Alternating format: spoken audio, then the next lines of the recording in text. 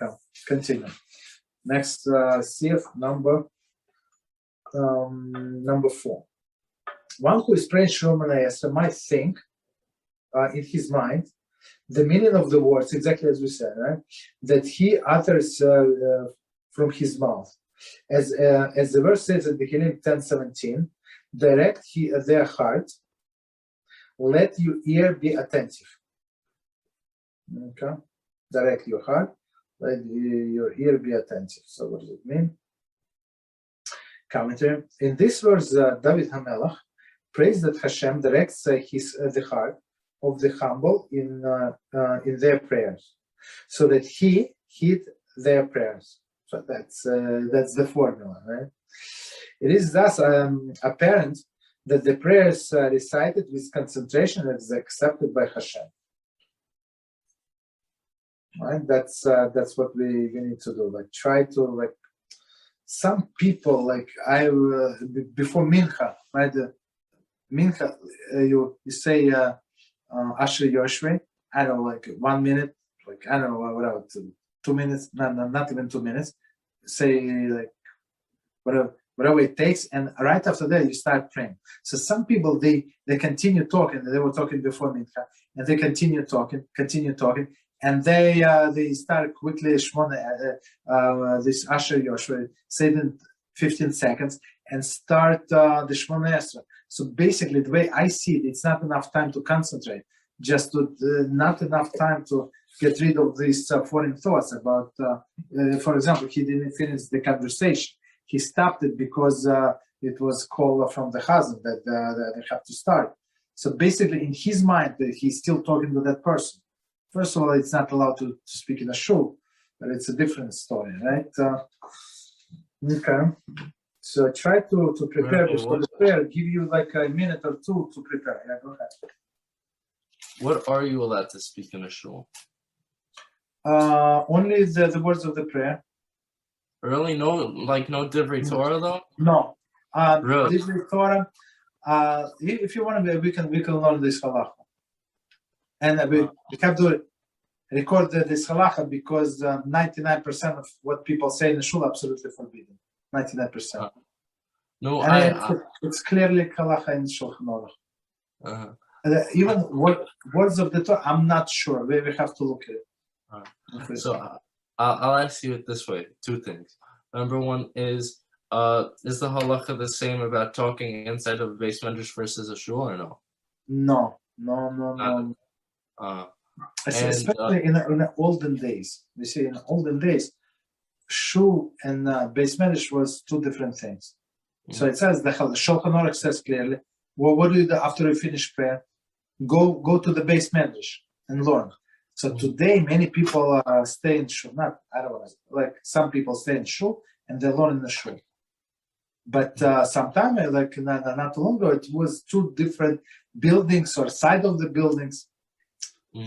You understand? So, and halachas from base medrash and shul totally different. Different.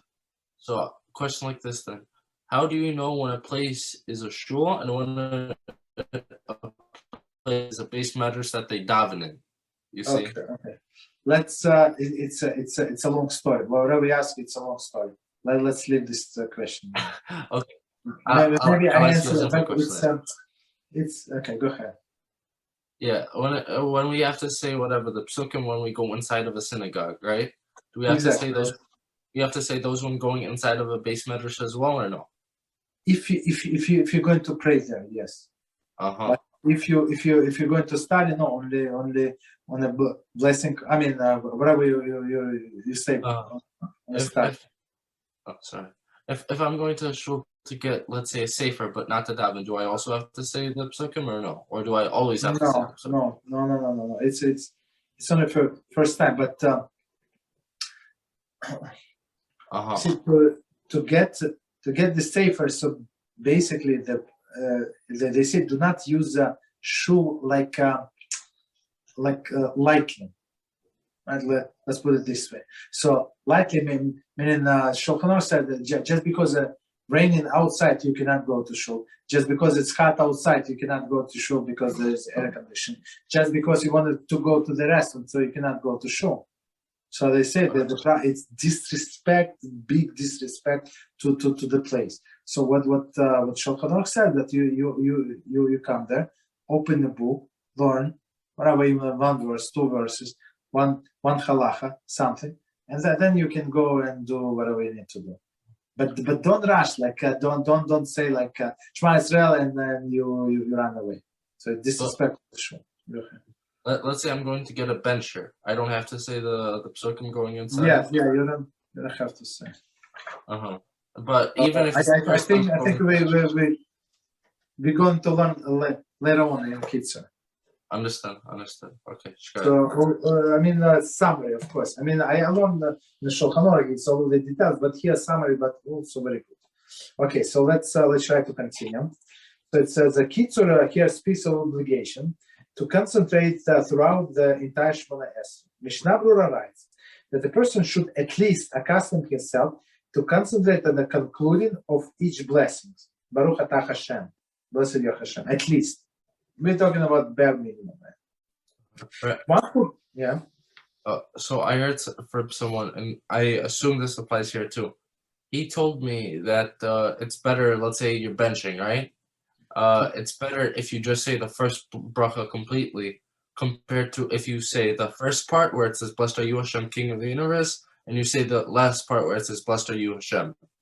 Is that true? Because I thought there were some poskim who say, if you say the first sentence and the last sentence, it's still you still get the mitzvah. Yes.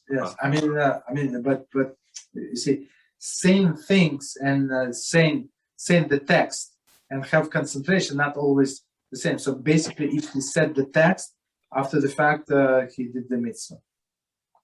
Understood. So which one would you say is better? Saying let's say someone had to, right? He could either say the first sentence and the last sentence, or he can say, let's say, the first bracha of Bircas Hamazon. Which one's better? But you have to read the whole Bircas Hamazon. I'm not sure why is. Please explain. I agree with you, but for example, my mom came with me for a Shabbos once, right? And I told her, say this sentence, that sentence, so on and so forth.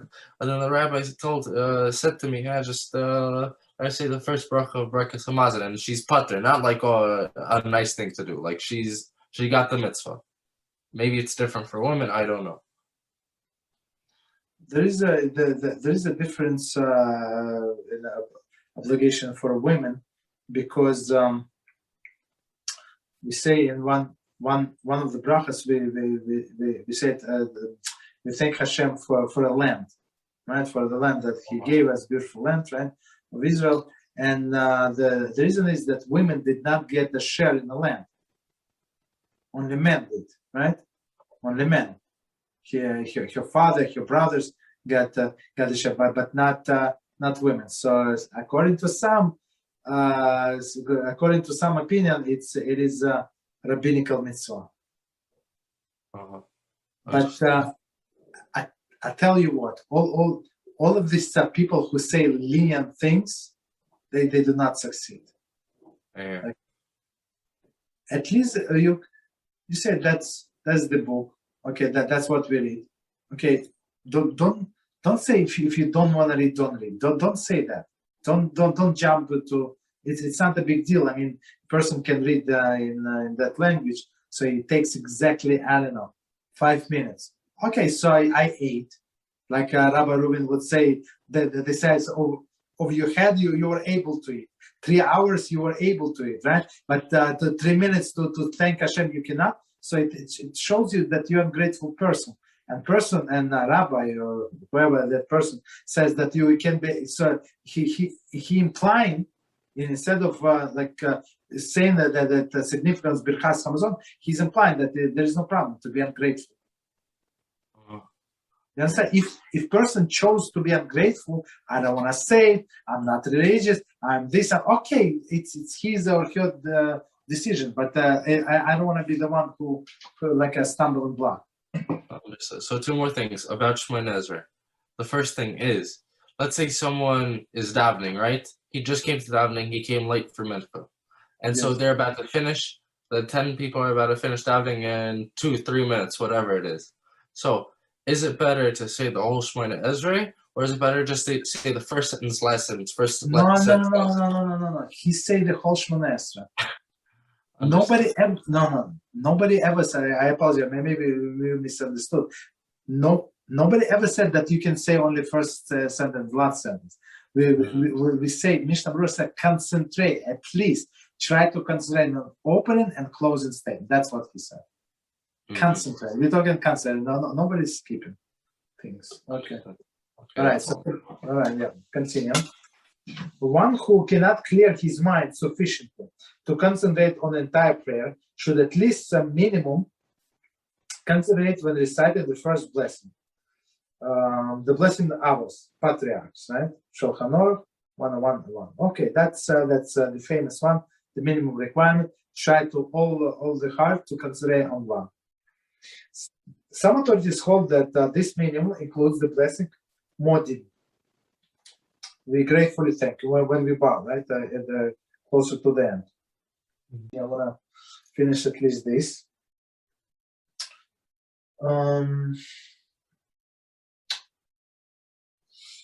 All right. Continue. It's very many Sidurim have been printed with German translation. So commentary. This is of course the reference to the days of Kitzur. Nowadays this is true for many other languages as well. So I have a mussar like for high holidays, prayer from my grandfather, and it's actually in German, believe it or not. I'm not sure, and it's from I think if it's from 19th century. This either it's very interesting. Beginning of 19th century, so it's very, very old. Okay. So continue. Okay. So one more time. Many Sidurim have been printed with German translation of the words of the prayer, and every person can learn the meaning of the words and understand that he is saying a praise. So commentary.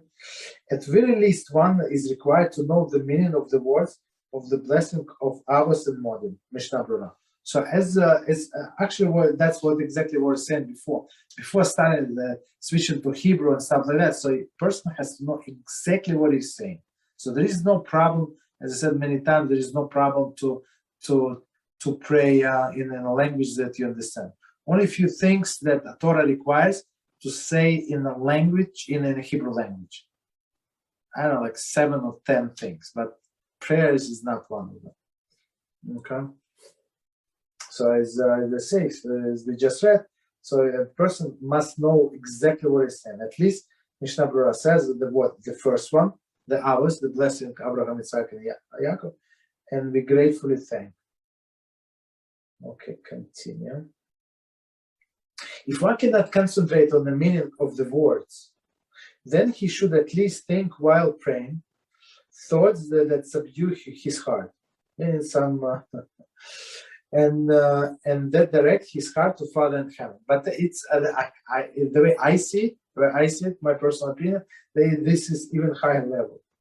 To subdue, it's easier to just think about the words that are in front of you in the Siddur. It's easier than the thoughts to subdue his heart and direct his heart to the Father in heaven. If while one is praying, and a relevant thought comes to him, he should fall silent. Exactly, you see, exactly the answer to that question. Fall silent. There is stop praying, and wait until the thought ceases to disturb him. But the way I understand, I mean, it's very nice if you wait, but sometimes the people have so much garbage in their head. So after this thought is going, the next even worse the thought is going to be. But our sages that they clarify it very beautifully. And until I read it some years ago, I thought it's well, doesn't matter what I thought. So. But also you say a person cannot have two thoughts simultaneously. You understand? It's always one thought. So if you try to push like some holy thought in your head, it's going to push out the other thought. So that's the thing. Rabbi, yes. question. Let's say you're in the middle one of the brachas, right? And then you have to pause. Okay. Mhm. Yeah. Does that pause that I make because I have that thought in my head, does it count as an interrupt? Not we'll say interruption. Does it count as a pause by my own will, or does it count as a necessary pause? Meaning, if it takes the full time to say the bracha, my pause, do I have to go back to the bracha, or do I have to go to No, that no, spot? there is it's not considered to be a pause. I mean, it was Uh-huh. there are two kind of pauses. So one pause is beyond your control, and once that is under your control. So this one, like for example, there's tefillin on the floor, or the baby did whatever he did. He took out the diaper, right? So that it's beyond your control. Do you understand? So in this case, you can pause. Right? Go ahead. Yes. But do we say the same thing even when we have a thought in your head? With the other situations, I understand. Film on the floor, you don't put the film on the floor, but with the thought in your head, it might be different. Or do we say the same It's thing? it's not something that, I mean, I see what he's saying. It's not like that's the guy did directly. Okay, he did indirectly. He went to internet and watched all of these movies, not bad movies, but all of the stupid clips, for example, right? So I mean, you're right. He brought these thoughts indirectly, and you understand. But halachically, it's only direct involvement is considered to be direct. Understood. Okay. Any other questions? Or I have one.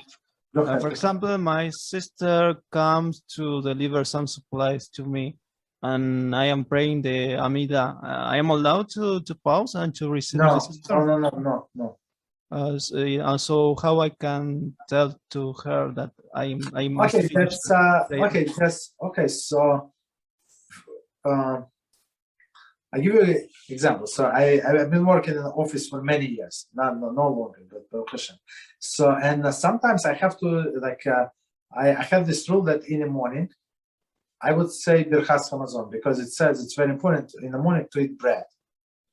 Bread at least mizonos. It's that's from Talmud Brachas basically, right? So pas shacharis. So I would eat bread, and after bread I would say Bircas Hamazon. So I was trying, I would come early in the office, right? Not because of this, but whatever, for whatever reason. I was in morning support. So I would say this, the Bircas Hamazon, only few people in the office. But sometimes one hero would come and try to talk to me. So I would show motion, I'm not, or just ignore. So the guy would see, when usually you're friendly, you say good morning, stuff like that, how are you, stuff like that. But when I read in the book and I would look at him, that I acknowledge that you're there, and I would continue reading. So and after some times, or I show what else? So not now.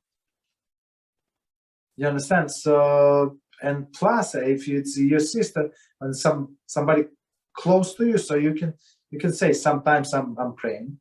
So when it's standing like this, do not disturb me. Basically, I need another few minutes. Basically, that's it. So it's not I thought this because Reuven several times in the Shiurim tells us the story of Yeshua ben Parachia and his student that he was rejected and he was praying the Shema, and I thought only Shema. It was no. It's actually Shema is more. The Shemoneh Esrei is more stringent because it says that's what we said before. That's how we started our conversation today. So we said when you say when you pray in Shemoneh Esrei, you stand in front of the king. It does not say when you pray in Shema, you sitting, let's say, in front of the king. You're accepting the yoke of the king upon yourself, but it's not in front of the king literally, right? Of course, HaShem is everywhere. But only when about the Shema, it says you stand in front of the king. You understand? So it's much more stringent. Oh, so I thought they are inverse. I thought that the Shema was has more priority. I thought that. I mean, okay, so let's put it this way. Shema Israel is a biblical obligation, right? And Shemoneh Esrei a rabbinical obligation. But in interruption-wise, as I said, it's more stringent than Shema, for sure.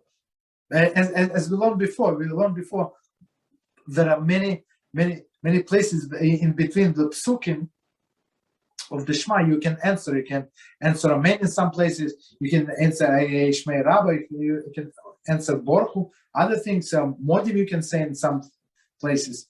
It's more stringent in in the middle of the paragraph. But it's like here when you pray in the Shemoneh Esrei, you're not allowed to answer anything. Zero, absolute zero. In some cases, for example, they do Kiddusha, they do like Kadosh, Kadosh, Kadosh. So you have to stop and listen. That's it. But you cannot answer. Zero. Yeah, David, you want to answer? No, you clarified yourself, so I understand now. Okay.